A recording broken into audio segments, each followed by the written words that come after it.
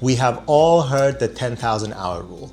In order to master anything, we need to practice for 10,000 hours.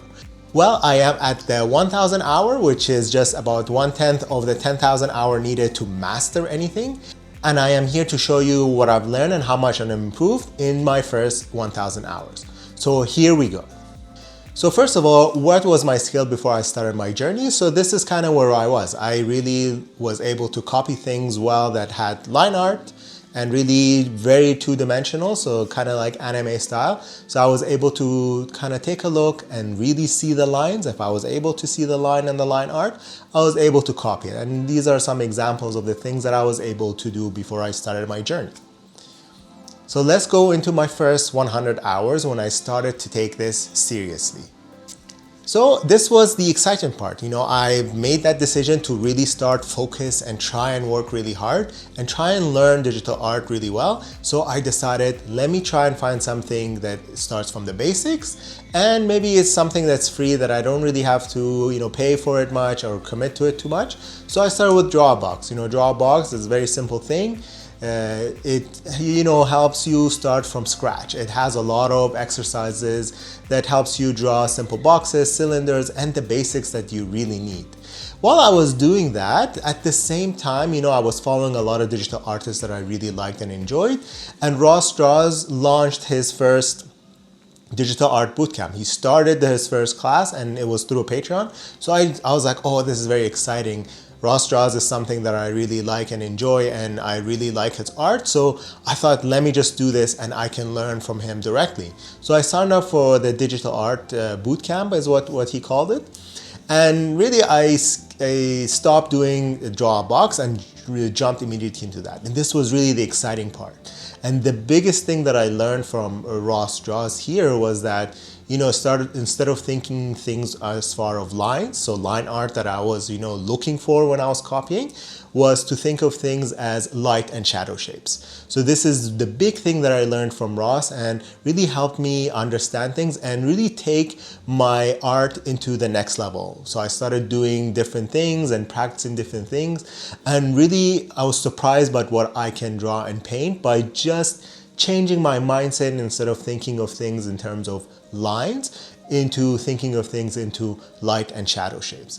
And I really went through this his digital art bootcamp, and I was learning a lot until I kind of reached some of the other lessons where he got into character design and things. And that's where I realized, my skills lack a lot. I really need to have more of a foundation. I realized that I really struggle painting or drawing things in different perspectives, or even just doing simple figures. I realized I struggle with that. So I really wanted to do something else and something more, comprehensive, and maybe focus on the fundamentals and have a stronger and better foundation. So then I went into my next, let's say, 200 hours. So this phase is what we're gonna look at. The next 200 hours is the realization of the importance of the fundamentals. So this was the stage where I realized I really need to know more, as I mentioned before. So at this point, I was really following Mark Brunet was another artist that I used to follow and watch his videos on YouTube a lot. And he always, talked about his course that he has. And he always explains that his course is everything. It goes from the beginning of the fundamentals and goes all the way to more complex subjects. So I decided to take his course, and it was something that had a lot of things in it and the cost was reasonable. So I decided to, enroll in that and try and work through that myself. And this was really the next the 200 hours, I started doing that. So it goes through a little bit of perspective. When I started doing perspective again, I was like, oh, I know this, it's not that complicated. But the thing that I focused on the most in these 200 hours was to learn the fundamentals and the structure of the face. So I really focus on portraits, try and learn portraits and draw portraits, learn the structure of the face, the nose, the ears, the eyes, the shape of the proportion of the face and all of that. And alongside that, I was also doing a little bit of gesture drawings to practice that, but mostly these 200 hours was just portrait drawings. But this is where I realized, knowing the structure and the foundation or the proportions of the face or of anything that I want to study is important.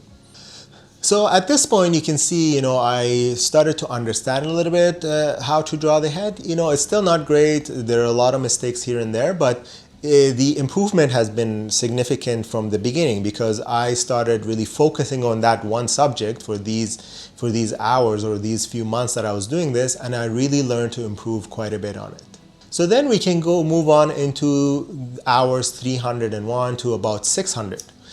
So during this stage, I really focused on figure drawing and learning the anatomy. So I was, trying to understand what the different anatomy part or the surface muscles are for different parts so that I can learn it and practice it and draw it.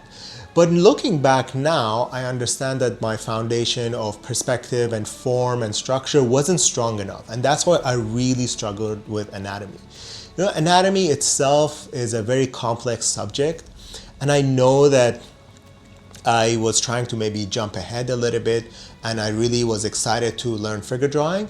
But I think what I needed to focus on and really practice more was, construction of the figure. To draw the figure in simple shapes, maybe boxes and cylinders, and do that in different, perspectives and poses and things. Because if I have that done properly or practiced or understood that properly, then adding anatomy would be a lot simpler. It's still anatomy requires a lot of work and understanding, but if the foundation is not there of construction, then doing anatomy is very difficult and complicated. And that's what I really realized. I tried to practice more and more and more and more, but I kept not understanding why I can't figure it out. I also tried to do Proco's courses here. I went back and forth between Mark Burnet's course on anatomy and Proco's course on anatomy, watching lots of videos. But at the end of these, spend a couple hundred hours here, I realized, I need to have a better or stronger foundation for construction before I can start adding anatomy.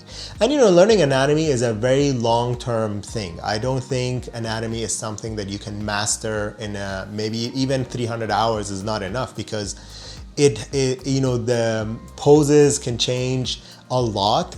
There's foreshortening and there's different angles. Are the muscles flexing? Are they compressing? What are they doing? It changes a lot. And also, different body types would look different and all of that. So it's a very complex subject, and you can see I've learned a little bit here, but I always, because of the struggles, I kept going back. I kept going back to drawing portraits because I was like, at least I can do something that looks a little bit nicer. And I kept drawing that and moving to studying anatomy. So back and forth and back and forth. And going back to portrait drawings was still helping me improve that skill as well. Then at this point, I got really tired of just studying anatomy, and this is where I went to the next phase, the hours between 600 to about 800. And in these hours, I was going back and studying portraits again and figure drawing a little bit, but really the focus that I was trying to do and really look at was learning from others. What I mean is learning from other artists and studying other artists. So this stage was actually fun. I spent quite a bit of time studying artists that I like. I studied Ross Draws, I did Sam Does Art, I did Loish, and I was trying to really watch their videos and learn from them. And there's a lot into that. I think it's a very good practice. Knowing the fundamentals and learning from real life or photos is really good, but also studying other artists, I think there's a lot of benefit to it. And one of my favorite things that I did here was studies of Wolof. And these really studies, I think I really like the style and I really like the way he paints things, and I tried to replicate 2 of his paintings, and I was really happy with the results of these paintings here. Spider-Verse also came out around this time, and I was really excited to look at that and learn from it, and I did a few paintings with that. So this phase was really looking at other artists and other influences that I really liked, and this was fun. I had a lot of fun doing that and learning from that. But towards the end of this, after a while, I got really tired and a little bit, demotivated. This was the stage where I almost felt hopeless, and this is where I went into my next phase. So this was the phase of asking for help, and this is the phase where I got a mentorship. I went and was looking online to find who I can have as a mentor to help me with my art. So I found Xiao. And Xiao is a digital artist that does a lot of character painting, and I really liked her style. So I decided to contact her and work with her. So we did about 8 weeks here, and this was maybe, this phase I would say was about 40 to 50 hours here. And this is where we really worked together and really dove right into different things of how rendering and how to paint and draw and all of that. And the biggest thing that I learned here, and the biggest thing that we worked on, was we wanted to do one big illustration in the style of League of Legends, a splash art of League of Legends, and I really did this painting of Karma. And the thing that I learned the most here is that we need to be patient with ourselves and really spend time in drawing and painting. Every time that I used to draw and paint, I used to try and finish my paintings very fast, within an hour or two. But with Xiao, I learned that I need to take my time and really practice and learn. And here I realized that we don't have to learn art alone. It's good to find other people, whether it's a mentorship program or just other artists that you just check in with and work with, to try and improve and learn from each other. So I think it's very good lesson here that we don't have to do this alone, and it's always good to ask for feedback and just work with other artists that to help you get that motivation and help each other grow a little bit at a time. So then we went to the next phase. The next phase, this was about the 850 hour to about 1,000 hours. So this was the phase that I realized of taking my time. This is where I decided to take my time. And at this stage is kind of where I decided to try to do an artist alley as well. So I took these two things, and I wanted to produce, good pieces for the artist alley, and then also taking my lessons from my mentorship of taking my time and render and make good paintings and not rush through them into practice. And I realized that really, if I do take my time, I can really make good paintings. And I really worked really hard to prepare a bunch of paintings that I really wanted and liked to do, mostly fan art stuff. But I really enjoyed, and you can see that just by changing my mindset and my mentality, I was able to drastically improve the final results of my paintings. But that being said, this time was a little bit of a busy time in my life, and I couldn't really focus on studying much. So I was really trying to do these polished paintings, but I didn't really have time to practice much. And I really was focused on making pieces for Artist Alley that maybe I didn't improve as much as I wanted to, or practice as much as I wanted to, because I really wanted to produce finished, final, polished pieces.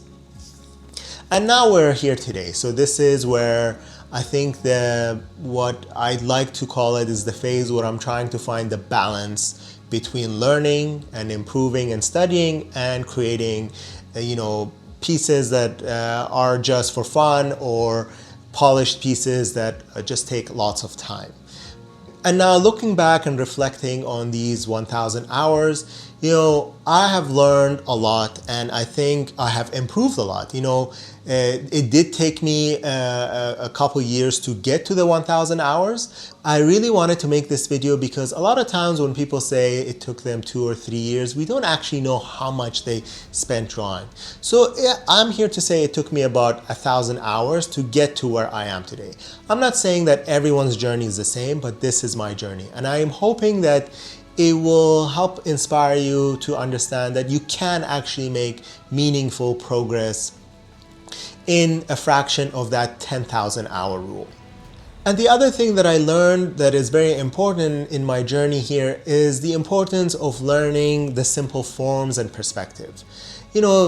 I'm going back now, and I'm studying boxes and cylinders again. It's really important to understand that and practice that and improve that, because that is really the foundation to get anything done and make anything that I want to do well if I have that foundation. And the biggest thing that I try and remind myself and, remind everyone watching and remind myself for the next 1,000 hours is that art is a journey and it takes time to improve. We can really make meaningful progress with very small amount of time if we are intentional. But try and remember to be patient and not to be too hard on yourself, and progress will come with just hard work and dedication. Thank you for watching, and see you in the next one.